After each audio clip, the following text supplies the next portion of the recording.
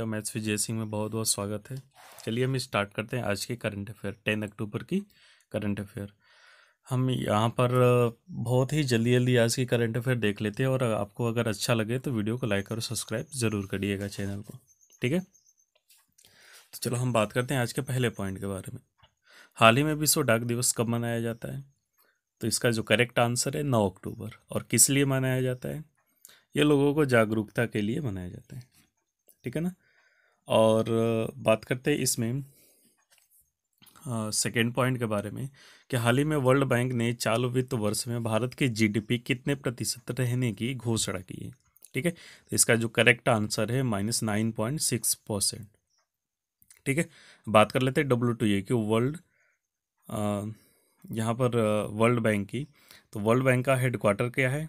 World bank का headquarter Washington DC में है। स्टेबलाइजेशन स्थापना 1944 में हुई थी। प्रेसिडेंट कौन है? डेविड माल पासे, ठीक है। MD और CFO कौन है यहाँ पे? यहाँ पर MD और CFO है अंशुला कांत, ठीक है। अगले पॉइंट के बारे में हम बात कर लेते हैं इसमें कि हाल ही में बिशर अल खसावने को किस देश का प्रधानमंत्री नियुक्त किया गया है? तो इसका जो करेक्ट आंसर है जॉर्डन, ठीक है ना। इन्हें जॉर्डन का PM बनाया गया है। बात कर लेते हैं जॉर्डन की कैपिटल। तो इसकी कैपिटल अमान है। इसकी जो करेंसी है जॉर्डन दिनार है, ठीक है। बात कर लेते हैं अगले पॉइंट के बारे में। हाल ही में किस राज्य सरकार ने उच्च शिक्षा में E-लर्निंग के लिए YouTube चैनल डिश टावो शुरू किया है, ठीक है। इसका जो करेक्ट आंसर है गोवा। गोवा सरकार ने ये शुरू किया है। अब इसकी कैपिटल आप लोग जानते होंगे पणजी है। CM कौन है? यहाँ के जो CM हैं प्रमोद सावंत है। गवर्नर फिलहाल में कोई नहीं है, ठीक है। महाराष्ट्र के जो गवर्नर भगत सिंह कोश्यारी हैं वो यहाँ का एडिशनल चार्ज लिए हुए हैं गोवा के लिए, ठीक है ना। और बात कर लेते हैं गोवा के बारे में। तो गोवा लिबरेशन डे कब मनाया जाता है? 19 दिसंबर को, क्योंकि 19 दिसंबर 1961 को गोवा जो है पुर्तगाल से अलग हुआ था। बात कर लेते हैं गोवा की स्थापना दिवस 23 मई, ठीक है। हम अगले पॉइंट के बारे में बात करते हैं अभी कि हाल ही में 5वां नंबर है, हाल ही में मारियो मोलिना का निधन हुआ। वे कौन थे? ये साइंटिस्ट थे, नोबेल पुरस्कार विजेता, ठीक है ना। इन्हें केमिस्ट्री में नोबेल पुरस्कार मिला हुआ था, ठीक है। 6 पॉइंट है हमारा, हाल ही में किसने ऑनलाइन टिकट बुकिंग के लिए IRCTC के साथ साझेदारी की? तो इसका जो करेक्ट आंसर है अमेजन इंडिया ने, ठीक है ना। और हम बात कर लेते हैं IRCTC का फुल फॉर्म क्या है? Indian railway catering and tourism corporation. Indian railway catering and tourism corporation. अब बात कर लेते हैं वहीं इंडिया अमेजन का। तो अमेजन का हेडक्वार्टर US में है। स्टेबलाइजमेंट 1994 में हुआ था। CEO जेफ बेजोस है, ठीक है।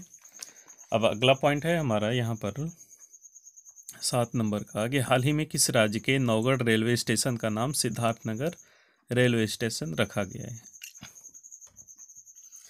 तो नौगढ़ रेलवे स्टेशन जो है फिलहाल UP में पड़ता है, ठीक है ना। यह नेपाल वाले बॉर्डर के पास पड़ता है। चूँकि भगवान गौतम बुद्ध का जन्म लुम्बिनी में हुआ था, वो भी नेपाल में फिलहाल है। तो उसी से सटा हुआ ये इलाका है जिसका नाम सिद्धार्थनगर रेलवे स्टेशन रखा गया और उनके बचपन के नाम पर ये रखा गया है, ठीक है। बात कर लेते हैं UP के। तो UP में बाल श्रमिक विद्या योजना शुरू है। नवीन रोजगार छतरी योजना शुरू है, ठीक है। प्रवासी मित्र ऐप, आयुष कवच ऐप, ये भी लॉन्च हुआ है। मड़वाडी स्टेशन का नाम बनारस रेलवे स्टेशन रखा गया है।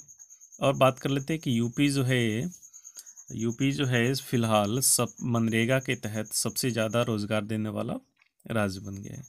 वहीं बात कर लेते हैं राजकीय पशु UP का बारहसिंगा, राजकीय पक्षी सारस, राजकीय फूल पलाश, राजकीय वृक्ष अशोक का वृक्ष, ठीक है। बात कर लेते हैं अगले पॉइंट के बारे में 8 नंबर का है, हाल ही में किस राज्य सरकार ने 12,000 छात्रों को कोडिंग में प्रशिक्षित करने के लिए हिंदुस्तान टाइम के साथ पार्टनरशिप की है, साझेदारी की है, ठीक है। तो इसका जो करेक्ट आंसर है दिल्ली, ठीक है ना।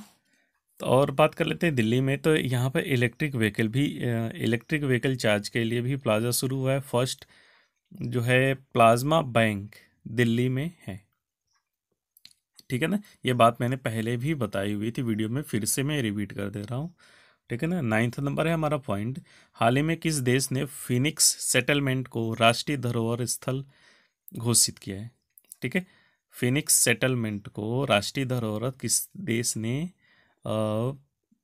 घोषित किया है। तो इसका जो करेक्ट आंसर है साउथ अफ्रीका, क्योंकि साउथ अफ्रीका में यहाँ पर एक बार महात्मा गांधी गए थे और रुके भी थे, और वहाँ पर कुछ न्यूज़पेपर वगैरह भी प्रकाशित किया गया था, इसलिए यहाँ पर इसको राष्ट्रीय धरोहर घोषित किया गया। और बात कर लेते हैं साउथ अफ्रीका के जो प्रेसिडेंट है, तो साउथ अफ्रीका के जो प्रेसिडेंट है सिरिल रामाफोसा हैं। यहाँ की करेंसी साउथ अफ्रीकन रेन है। बात कर लेते हैं वहीं साउथ अफ्रीका के कैपिटल के बारे में, राजधानी के बारे में। तो यहाँ की जो कैपिटल है तीन कैपिटल है फिलहाल। ठीक है ना, केप टाउन, प्रीटोरिस और ब्लोएम फाउंटेन। तो जो केप टाउन है वो लेजिस्लेटिव कैपिटल है, प्रीटोरी है जो वो एग्जीक्यूटिव कैपिटल है, और ब्लोएम फाउंटेन जो है जुडिशियल कैपिटल है। ठीक है ना, तीन कैपिटल है यहाँ पर। उसके बाद हम अगले पॉइंट के बारे में बात कर लेते हैं। हाल ही में AMFI का अध्यक्ष किसे चुना गया है। तो इसका जो करेक्ट आंसर है नीलेश शाह। बात कर लेते हैं AMFI का फुल फॉर्म क्या है, association for mutual fund in India.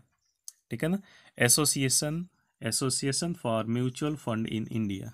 ठीक है, अब वही हम बात कर लेते हैं अगले पॉइंट के बारे में। हाल ही में मेघालय सरकार ने राज्य में सेंटर ऑफ एक्सीलेंस की स्थापना के लिए किसके साथ साझेदारी की है। तो इसका जो करेक्ट आंसर है इजराइल। ठीक है ना, यह किसानों की आजीविका को बेहतर बनाने के लिए ऐसा किया गया है। और बात कर लेते हैं मेघालय के सीएम।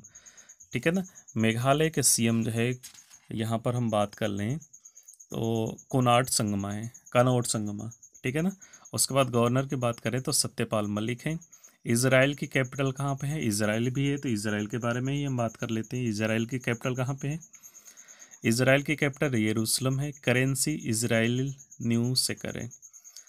यहाँ के जो प्रेसिडेंट है बेंजामिन नेतन्याहू हैं। संसद का नाम, इजराइल के संसद का नाम भी पूछ लिया जाता है, तो यहाँ के संसद का नाम नेसेट है, KNESSET। ठीक है, उसके बाद हम अगले पॉइंट के बारे में बात कर लेते हैं। जो हमारा 13 नंबर का पॉइंट है, हाल ही में online business monitoring program MSME Prerna किसने लॉन्च किया है। तो इसका जो करेक्ट आंसर है निर्मला सीतारमण। बात कर लेते हैं वहीं MSME का फुल फॉर्म। MSME का फुल फॉर्म क्या होता है, micro small and medium enterprises. Nirmala Sitharaman फिलहाल वित्त मंत्री हैं। ठीक है, बात कर लेते हैं 14 नंबर के पॉइंट के बारे में कि हाल ही में 12वां ब्रिक्स शिखर सम्मेलन 17 नवंबर को किस देश की अध्यक्षता में आयोजित किया जाएगा। ठीक है, तो इसका जो करेक्ट आंसर है रूस।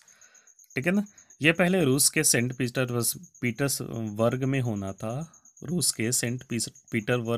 था, लेकिन अब फिलहाल वर्चुअली रूप से ये आयोजित किया जाएगा। ठीक है, वही हम बात कर लेते हैं BRICS का फुल फॉर्म क्या है। ठीक है, ब्राज़ील, रसिया, इंडिया, चाइना, साउथ अफ्रीका। ठीक है ना, BRICS, ब्राज़ील, रसिया, इंडिया, चाइना, साउथ अफ्रीका, इसका जो फुल फॉर्म है। वही हम आगे बात कर लेते हैं इसमें। तो यहाँ की जो कैपिटल है रूस की जो कैपिटल है मॉस्को है। यहाँ पे करेंसी क्या है, रशियन रूपल है। ठीक है ना, प्रेसिडेंट व्लादिमीर पुतिन हैं और PM माइखेल मित्सुरीन है। ठीक है, वही अगले पॉइंट के हम बारे में बात कर लेते हैं। लास्ट नंबर हमारा आज का पॉइंट है, हाल ही में किस ऑटोमोबाइल कंपनी ने फार्मूला 1 से हटने की घोषणा की। तो इसका जो करेक्ट आंसर है वो होंडा है। ठीक है, एक और हम यहाँ पर न्यूज़ देख लेते हैं कि साल 2020 का जो शांति नोबेल पुरस्कार है वो किसे दिया गया है। ठीक है ना, तो जो 2020 का जो नोबेल पीस प्राइज़ है वो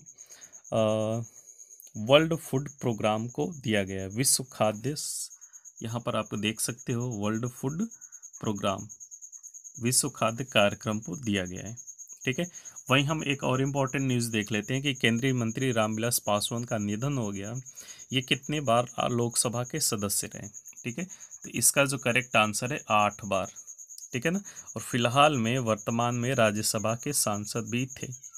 बहुत ही ये प्रतिभा के धनी व्यक्ति थे और अच्छे नेता भी माने जाते थे। ठीक है, तो आज के वीडियो में इतना ही। ठीक है, मिलेंगे कल कुछ अच्छे न्यूज़ के साथ। Thank you.